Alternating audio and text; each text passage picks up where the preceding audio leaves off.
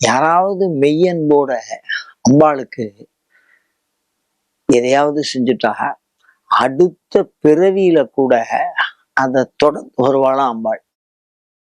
அந்த அளவுக்கு அம்பாள் நன்றியுடையவர். ஆனா என்ன விஷயம்னு கேளுங்க, கோயில்ல கொண்டு போய் கொடுத்துட்டா அது பிரார்த்தனை இல்லை. அது மாதிரின்னா எல்லாருக்குமே அனுகிரகம் கிடைச்சிடும். அப்படி இல்லை விஷயம். நம்ம உள்ளன்போட கொடுக்கணும், அதை ஏத்துட்டேன்னு சொல்லணும். அப்படி சொல்லக்கூடிய அந்த பண்பு வரணும். அப்படி வந்துட்டால் அது தன்யமாகும். அம்பாளுக்கு நம்ம செய்யற ஒவ்வொரு விஷயத்தையும் அம்பாள் மனசுலயே வச்சுருக்கா. ஆனா அம்பாள் நமக்கு செஞ்சதை நம்ம எல்லா விஷயத்தையும் மறந்துடுறோம்.